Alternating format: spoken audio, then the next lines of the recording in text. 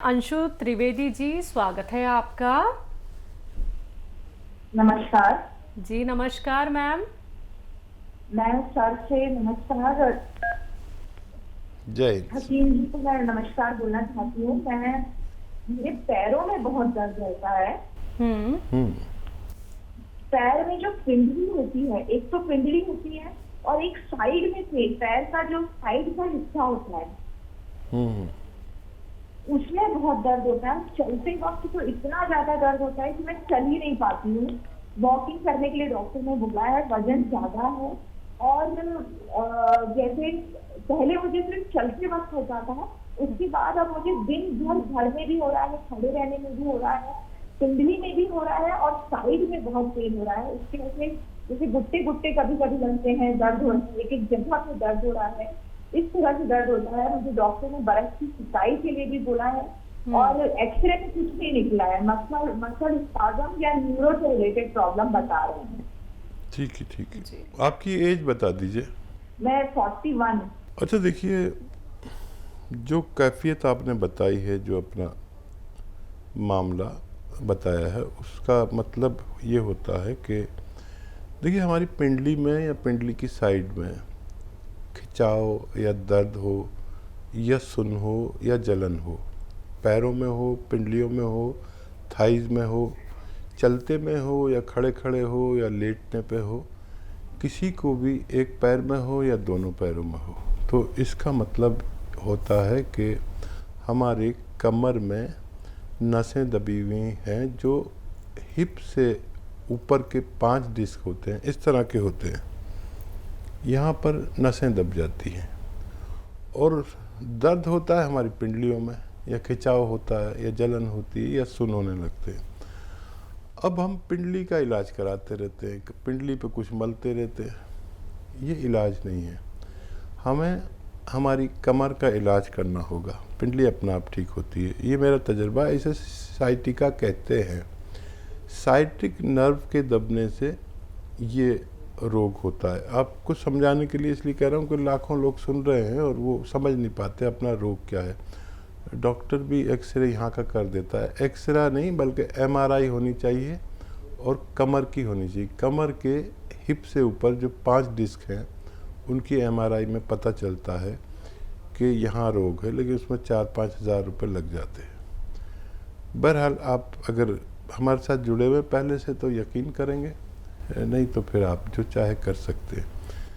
देखिए, आपके लिए 2-3 बातों की पाबंदी है। एक तो वेस्टर्न टॉयलेट यूज़ करें, ऐसा कुर्सी वाला, ठीक है। और ज़मीन में बैठ के कोई काम ना करें, जैसे झाड़ू पोंछा। हो सकता है आप पर जिम्मेदारी हो, झाड़ू पोंछा करना मना है, वज़न उठाना मना है। खड़े होकर काम कर सकते हैं किचन में, जितना भी जिम्मेदारी काम है। आजकल तो स्टैंडिंग में है सब कुछ। तो ये तो आप पर पाबंदी है कि ये काम ना करें।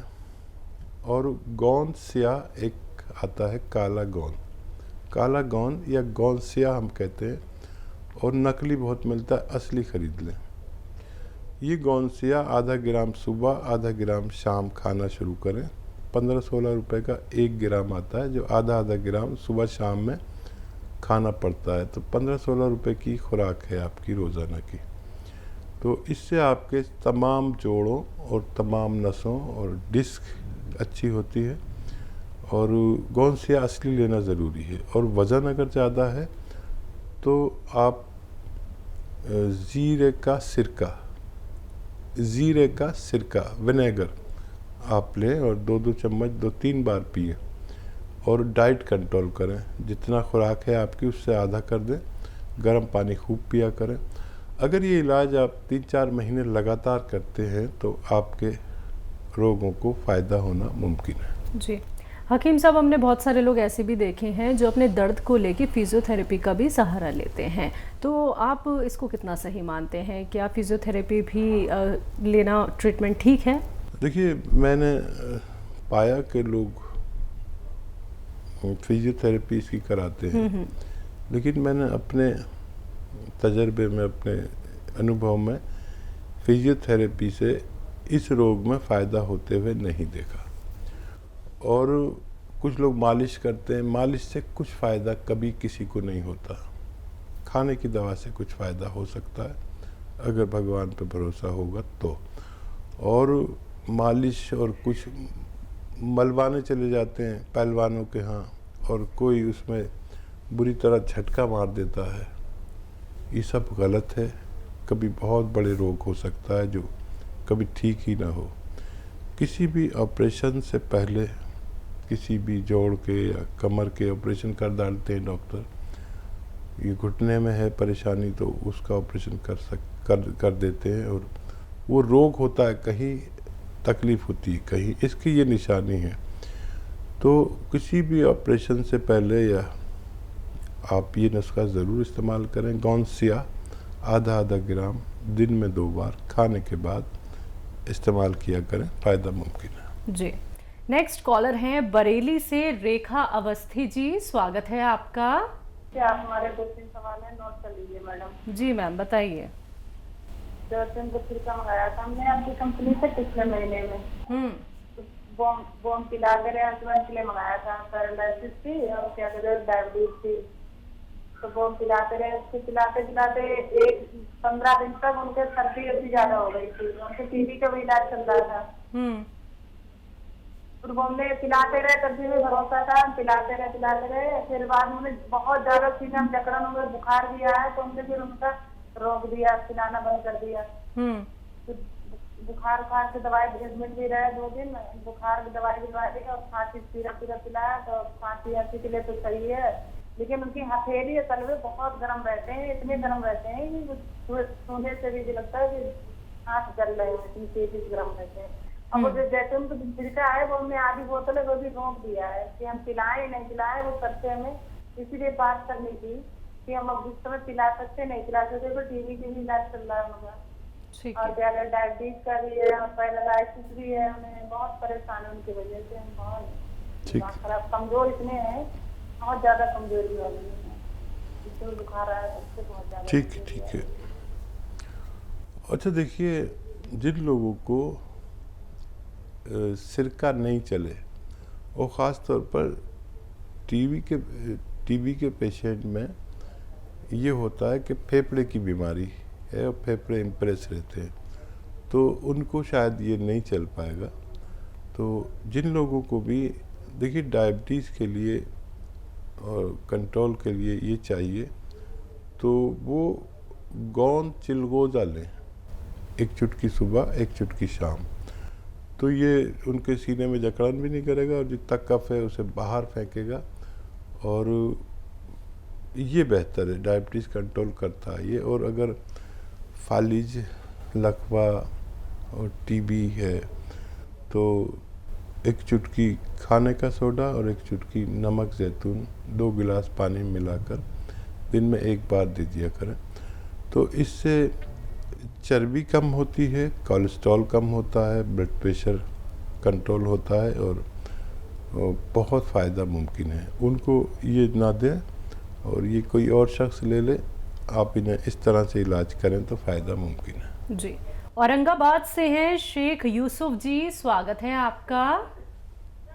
हाँ अकील साहब को हमारा अस्सलाम वालेकुम। वालेकुम अस्सलाम। सर मैंने आपसे जो है तो चुलगोजे का गोंद मंगाया था और तुम्हारे क्या बोलते गोंद मोरिंगा, तो बच्चे गोंद मोरिंगा खाए तो कितने दिन खिलाना आप हमको बोलो अवश्य, और चुलगोजे का गोंद कितने दिन खिलाना है वो भी मालूम करो हमको। और एक सवाल है हमारा कि जो है तो बच्चा दिन भर अगर भूखा रहा तो दिन भर भूखे रहने में उसको मचली होती, सर में दर्द होता, उल्टियाँ होती, नल टाइट हो जाते और इतनी तकलीफ होती कि मतलब 2 दिन 3 दिन बहुत परेशान रहता, एक दिन भर अगर खाना नहीं खाया तो। बच्चे की उम्र बताइए। बच्चे की उम्र है 35 साल। अच्छा, और गोंद मोरिंगा जो खाते हैं उनकी उम्र कितनी है? हाँ वो एक बच्चा है 4 साल का, एक बच्चा है 4 साल का, एक बच्चा है 5 साल का, एक बच्ची है 3 साल की। वो खजूर और अंजीर के साथ में जूस के अंदर दे रहे हैं उनको, भूख नहीं लगती, खाना नहीं रखता बोल के आपने बोले थे। ठीक है जी। देखिए उनको लंबे वक्त तक भी दे सकते हैं, और आधा आधा ग्राम ही दें, छोटे बच्चे हैं, और तीनों को दे सकते हैं और ज़्यादा वक्त तक भी दे सकते हैं। ये नुकसान कभी नहीं करता और इससे इनकी ग्रोथ होनी चाहिए और इनकी लंबाई बढ़नी चाहिए, इनको भूख लगनी चाहिए। और देखिए, अगर पूरे दिन तो खाना मैं नहीं खाऊंगा तो मुझे भी यही हालत होगी, तो खाना खाना तो ज़रूरी है। और अपने खानों में अदरक, लहसुन, ज़ीरा खूब ज़्यादा कसरत से डाला करें ताकि इनकी भूख खुले, इनकी सेहत अच्छी हो। और तो कोई सवाल नहीं था ना इनका? नहीं, बस ये इनके सवाल थे। और एक और था हकीम साहब के, मोरिंगा और चिलगोज़ा कब तक लेना है बच्चों के लिए? चिलगोज़ा बच्चे नहीं ले सकते हैं, बड़े लोग ले सकते हैं और एक चुटकी ही काफ़ी है रोज़ाना लेने के लिए। आप जिस मकसद के लिए ले रहे हैं उसमें एक खुराक लें बस, और 5-6 महीने भी इस्तेमाल कर सकते हैं। जी, तो शेख यूसुफ जी, जो गोंद आप इस्तेमाल कर रहे हैं सर, वो सारे के सारे गोंद बहुत तेज़ होते हैं। जितनी भी बातें हकीम साहब ने आपको बताई हैं, उम्मीद करूंगी आपने अच्छे से समझ ली होंगी, जान ली होंगी, क्योंकि आपने छोटे छोटे बच्चों के लिए भी सवाल किया था। तो अच्छे से आप नुस्खों का इस्तेमाल कीजिए सर, और ऐसे ही हमारे साथ जुड़े रहिए। अगले कॉलर हैं हरियाणा से सरोज जी, स्वागत है आपका। जी मैम। हेलो जी, मेरे ये जो गट्टे है ना, इनके एक के ऊपर गट्टा जो किस्त है इतना डीजल कर दी किस्ते में। सरोज जी, कुछ समझ नहीं आ रहा। पैन हो है जी, कल करने सकती है, ये गट्टे पूरे सूज रहे। चल नहीं पाती हैं आप? पैरों की बात कर रही हैं, पैर के गट्टों की? हाँ, पैरों की कर रही है जी। चलने में बहुत दिक्कत हो रही, चला नहीं जा रहा। एक पैर में ज्यादा है, एक में कम है। देखिए सरोज जी, ये रोग तकरीबन हर शख्स को अब होने लगा है, तो क्या इलाज नहीं किया होगा आपने अभी तक, मैं समझ सकता हूँ। और आपकी आवाज़ और अंदाज से लग रहा है कि कितनी तकलीफ़ में हैं आप। देखिए, दुनिया में 2 इलाज हैं। एक तो ये कि आपने इंग्लिश दवा ली, खाया और थोड़ी देर को फ़ायदा हो गया, और एक यूनानी आयुर्वेदिक दवा है जो खाएंगे फ़ायदा देर में होता है, लेकिन रोग से निवारण मुमकिन है। तो ज़रूरत पड़े तो आप एलोपैथिक लेते रहें। गोंद स्या एक यूनानी यानी आयुर्वेदिक गोंद है, एक रॉ मटेरियल, कच्ची दवा है। ये अगर आपको असली मिल जाए, नकली बहुत मिलती है, तो आधा ग्राम सुबह, आधा ग्राम शाम खाना शुरू करें, नाश्ते और खाने के बाद। गोंद स्या हम कहते हैं, इसे काला गोंद भी कह सकते हैं, लेकिन बेशुमार नकली लोग बेच रहे हैं, असली लेना आपकी जिम्मेदारी है। और ये ऐसा है कि 15-16 रुपए का 1 ग्राम आ जाता है, जो आधा आधा ग्राम पूरे दिन में 2 बार खाना पड़ता है खाने के बाद। असली लेना शर्त है, और ये 100 ग्राम भी असली मिल गया तो आपके रोग के लिए काफ़ी होना चाहिए। असली लेने की कोशिश करें, और याद रखें, अगर ये आप शुरू करें, वैसे भी नहीं भी शुरू करें, तो वेस्टर्न टॉयलेट, एक कुर्सी वाला शौचालय यूज़ करें। आप मेहनती लग रही हैं मुझे, अपनी अंदाज से और बात से मेहनत छोड़ दें। झाड़ू पोंछा नहीं करना है, वज़न नहीं उठाना है, और वेस्टर्न टॉयलेट यूज़ करना है। अगर आप ऐसा करते हैं तो आपको फ़ायदा होना मुमकिन है। जी, तो मैम दुआ यही है कि ये जो आपकी दर्द भरी आवाज़ थी, अब आने वाले वक्त में, यानी कि जब आप नुस्खे हकीम साहब के अपनाएंगी, जब आपको थोड़ा थोड़ा करके आराम मिलने लगेगा, तो मैम हमें ज़रूर बताइएगा उस मुस्कान के साथ कि आपको कितना आराम मिल गया है।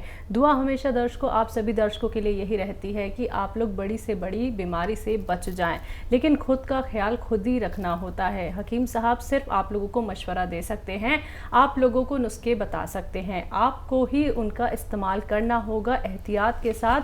हर एक बात को समझने के बाद ही नुस्खे अपनाइएगा। कोई भी क्वेरी करना चाहते हैं, हेल्पलाइन नंबर 24 आवर्स आप लोगों के लिए अवेलेबल है, आप लोग वहां पे कांटेक्ट कर सकते हैं, जहां पे आपकी बात होती है हमारे एक्सपर्ट डॉक्टर्स की एक पूरी टीम से। अगले कॉलर हैं विमला जी, स्वागत है आपका। हेलो हाँ ये है ना, ये केक फिर गए ये केक कब खा गए ये कोई टाइम दोपहर के।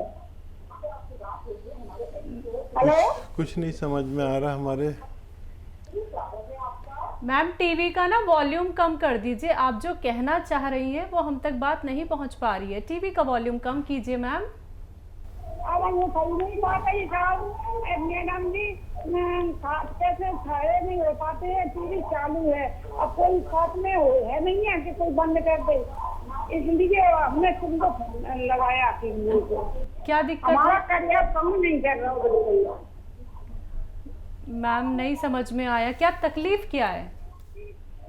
भाई गठिया बाँ एक बताई चैनल डॉक्टर ने कि गठिया बाँ है, गठिया तो जोड़ों में पूरे जोड़ों में दर्द दो। अब करिया को जोड़ में इतना दर्द है करियाते से कि बहुत ज्यादा कमजोरी नहीं उठा पा रहे ऊपर। ठीक है ठीक है ठीक है, हम समझ गए। अच्छा देखो बहन, आप बहुत सीधी लेडी हो, बहुत अच्छी लेडी हो, हमारी बात गौर से सुने। आप लिख नहीं पाएंगी क्योंकि आपके पास कोई ऐसा भी नहीं है जो टेलीविज़न बंद कर दे, आपने बताया। तो हमारी तरफ से आपको फ़ोन आएगा तो आप पूरी बात उनको बताना, और वो एक जो दवा आपको भेजे वो लेना। गोंद सिया आता है, एक काला गोंद, जिसे काला गोंद भी कहते हैं, गोंद सिया, इसका असली मिलना बहुत ज़रूरी है। मुझे मालूम है कि आप लिख नहीं पाएंगी, समझ नहीं पाएंगी मेरी बात, फिर भी मैं बोल रहा हूँ क्योंकि कुछ लोग ऐसे हैं जो मेरी बात समझ रहे होंगे। तो ये ले लीजिए और आधा ग्राम सुबह आधा ग्राम शाम, नाश्ते और खाने के बाद खाना शुरू करें। अगर ये असली मिल गया आपको 100 ग्राम भी, तो आपको फ़ायदा होना मुमकिन है। जी